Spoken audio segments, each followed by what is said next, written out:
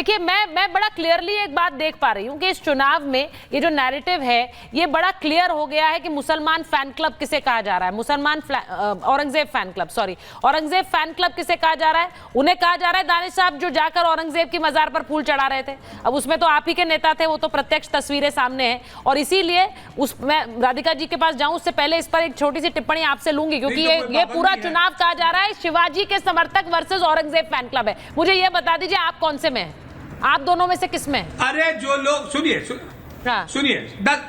10 second सुचार का 10 second बोलिए। औरंगजेब के ऊपर आंसू ढलकाने वाले मोदी जी से पूछिए कि अडवाणी जी जिन्ना के फैन क्लब में कौन कौन शामिल था। मोदी जी थे या नहीं थे? बेटा वो बिरयानी खाने तो वो पहुंच गए थे, लेकिन जो शगुफे लिखे गए, जो तारीखें लिखी गई, अडवाणी ने जाके मजार पे जिन्ना के, उस पर क्या कहना है? अच्छा, वो तो राधिका जी बताएंगी, आप तो बता दीजिए कौन से वाले फैन क्लब में हैं आप? पास दिखाने को शिवाजी वाले या फिर औरंगजेब वाले? देखिए सुनिए महाराज छत्रपति शिवाजी। बात बताओ, इस देश की दोनों ही तारीख है। आजाद सुनिए आजादी के पहले अलग अलग राजाओं ने अलग अलग निजाम अपने चलाए। हिंदू राजाओं ने चलाए, मुस्लिम राजाओं ने चलाए, हिंदू वर्सेस मुस्लिम राजाओं ने भी चलाए, सबने अपना निजाम चलाया। लेकिन देश में जब से संविधान लागू हुआ तब से चीजें सबके आप क्यों टाल रहे हैं क्वेश्चन? आप टाल क्यों रहे हैं क्वेश्चन? आप सीधे बोल भी तो सकते हैं कि आप किसके समर्थक हैं। आप टाल क्यों रहे हैं? नहीं, आपकी बात मैंने मान ली भाई, संविधान लागू हो गया, सबके लिए संविधान लेकिन इसको टाल क्यों रहे? अब ये सवाल मैं पूछ लेती हूँ राधिका जी से। टालने की बात ही कहाँ है? कहाँ कह रहे हैं आप? कुछ आप तो नहीं बता रहे आप कौन से फैन क्लब में? मैं आपसे ये कह रहा हूँ कि अब 26 जनवरी आने वाली है। हाँ। क्या मोदी जी जो हैं वो लाल किले पे झंडा फहराने नहीं जाएंगे? ये मुगलों का ही तो वो क्या हुआ अस्तित्व, तो फिर उस पर क्या पाबंदी है वो पूछ लीजिए उनसे। इसका कोई जवाब नहीं। जवाब दे दीजिए। आप क्वेश्चन डक कर रहे हैं, मैं बोल दूं आपको, आप नहीं बताना चाह रहे हैं। अब मैं ज्यादा फोर्स नहीं करूंगी, आप भी नेता हैं, आप भी अपनी सहूलियत के हिसाब से जवाब देंगे, लेकिन राधिका जी जवाब दीजिए। किशोर जी के पास जाना उसके बाद।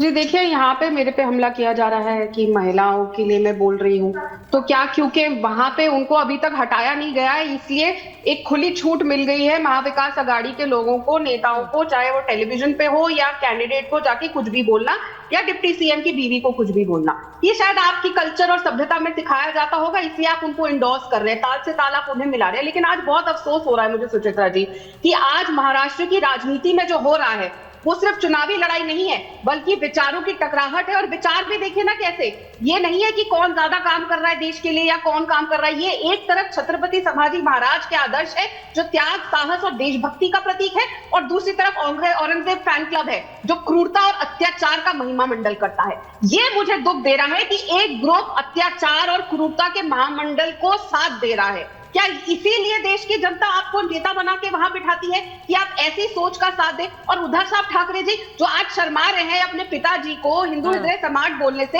जो पहले थकती रही थी उनकी जुबान, आज वोट बैंक की राजनीति के लिए उनके मुंह से अपने पिताजी वो लगातार कहलाए जाते हैं हिंदू हृदय समाज। क्या हिंदू हृदय सम्राट कहलाने से कोई एंटी मुसलमान हो जाएगा? मुझे तो ऐसा नहीं लगता। क्या ये कहकर वो बाला साहेब ठाकरे जी की आत्मा को ठेस नहीं पहुंचा रहे? और हिंदुत्व के जो उनके विचार की सारी आज तक पूरी नींव रखी गई है, और वो कहते हैं कि मेरी इंसल्ट कर दी, मेरे को सब कुछ बर्बाद कर दिया, मेरा घर तोड़ दिया। अरे आप तो अपने पिताजी की विचारधारा ही नहीं आगे ले जा पाए। राधिका जी वो कह रहे हैं कि हिंदू हृदय सम्राट के बेटे के साथ जिसने दगा किया जनता जवाब देगी। विचारों को साइड फेंका था। हिंदू हृदय सम्राट के बेटे के साथ जिसने दगा किया जनता जवाब देगी, ये किशोर जी का मानना है। वो तो लेकिन किशोर जी तो क्या मानते क्या जानते? अगर किशोर जी का ये मानना है तो आज मैं जानना चाहूंगी उद्धव ठाकरे जी और आदित्य ठाकरे जी से, क्या वो ये मानते हैं कि उद्धव ठाकरे जी की इनके प्रवक्ता किशोर जी जिस तरीके से हर रोज टीवी चैनल पे महिलाओं को कभी धमकी देते, कभी एंकरों को धमकी देते, क्या ये बाला साहेब ठाकरे जी की विचारधारा है? क्या महाराष्ट्र की जनता इसका जवाब देगी भारतीय जनता पार्टी को? शर्म आनी चाहिए। और महाराष्ट्र की जनता ये भी देख रही है कि किस तरीके से उनके सारे नेता बैठते हैं जहां पे फतवे इशू हो रहे हैं, कैसे हिंदू हृदय सम्राट बोलने से कर रहे हैं, कैसे सिर्फ एक गुट की वोट की राजनीति के लिए कैसे उन्होंने कांग्रेस के साथ एक चीज उद्धव भाई ठाकरे जी को, बाला साहेब के साथ। आई विल क्लोज शॉप अगर मेरी पार्टी कांग्रेस हो गई। मैं एक चीज पूछूंगी किशोर जी, जब हम शिवसेना की बात करते हैं तो पूरी लड़ाई जो थी वो एक विरासत की लड़ाई थी, आप मानेंगे? लड़ाई तो विरासत की थी। जब हम कहते हैं कि एकनाथ शिंदे अलग हो गए तो बाला साहेब ठाकरे की विरासत किसकी, ये कई बार डिबेट्स हुई हैं उसमें। लेकिन वो जो विरासत है उसको अपना कहने में आज क्या शर्म है? क्यों नहीं बोला जाता मंच से, क्यों नहीं कहा जाता? और जिनके साथ हैं वो नहीं कहेंगे, क्या ये सच्चाई नहीं है? ये नहीं कहेंगे क्योंकि वोट बैंक छिटकेगा उससे। देखो, मैंने राधिका जी ने ना बोला, मैंने बीच में कुछ नहीं बोला। हाँ प्लीज आप बोले। अवधेश ने भी बोला, मैंने कुछ नहीं बोला। हाँ मैं एक बात क्लियर कर देता हूँ, कोई उलेमा क्लब हो या कुछ भी हो, इनकी कोई भी मांग अगर संविधान और भारत के कानून के बाहर होगी तो हम मंजूर नहीं करेंगे, और कहीं भी रिलीजन बेस्ड रिजर्वेशन नहीं होगा। मैंने क्लियर कर दिया। दूसरी बात मैं क्लियर करता हूं कि महाराष्ट्र के अंदर अवधेश जी बीजेपी के वक्त ही अल्पसंख्यक ओबीसी के अंदर है। अब मैं और बता रहा हूं, मदरसों का ऑनोरियम इन्होंने बढ़ाया। मौलाना आजाद फाइनेंशियल कॉर्पोरेशन को 10 टाइम ग्रांट इन्होंने दी। मैं अच्छी बात कर रहे, मुझे उसमें कोई आपत्ति नहीं है। अब अवधेश जी भी बोली, राधिका जी भी बोली कि हमने हिंदुत्व छोड़ दिया। तो देखो, ये जनता के विवेक पे हमने छोड़ दिया है ना। अभी वोट है, देखो तुमको मालूम नहीं है, कांग्रेस के खिलाफ भी बीजेपी लड़ रही है।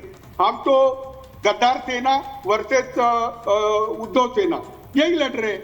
अब समय बता देगा। अगर हमने कोई गलत डिसीजन लिया है तो रिपब्लिक भारत, मुझे लगता है कि ये जो महाभारत है ये सबसे ज्यादा लोग देखते हैं, तो उनको मैं कह रहा हूँ गलती से भी वोट नहीं देना।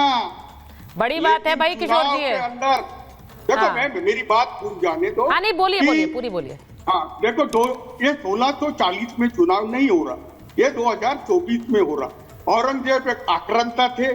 औरंगजेब ने हिंदुओं पर बहुत अत्याचार किया। औरंगजेब की हम भर्त्सना करते हैं, और औरंगजेब के मजार पे जाने वाले या फिर जिन्ना के मजार पे जाने वालों को हम इंडोर्स नहीं करते।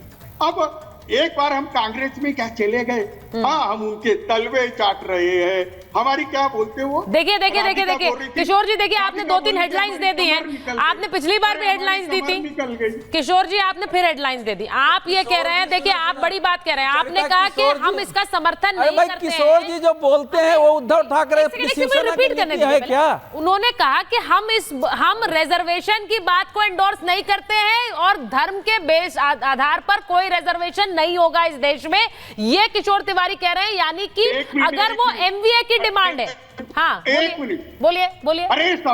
अरे धर्म पे आरक्षण संविधान में ही नहीं है। संविधान में ही नहीं है, सरकार के लीजिए। तो अब जो भी सारी डिमांड्स हैं, चाहे वो उलेमा बोर्ड हो, चाहे वो all India Muslim personal law board हो, जो बार बार खबर चल रही है कि महाविकास आघाड़ी की तरफ से हामी भरी गई है, नहीं है। वो सीधे कह रहे हैं हम इसके साथ नहीं खड़े हैं, हम धर्म के आधार पर आरक्षण की बात मानते ही नहीं है। नाना पटोले बोल रहे, चिल्ला के नाना पटोले बोल रहे, उद्धव ठाकरे बोल रहे। ये बीजेपी का नैरेटिव क्यों चलाती हो? ये नहीं, मैं कहाँ चलाती हूँ सर, मैं तो आपकी खबर हेडलाइन बता रही हूँ। आप बोल रहे हैं ये क्यों चलाते हो?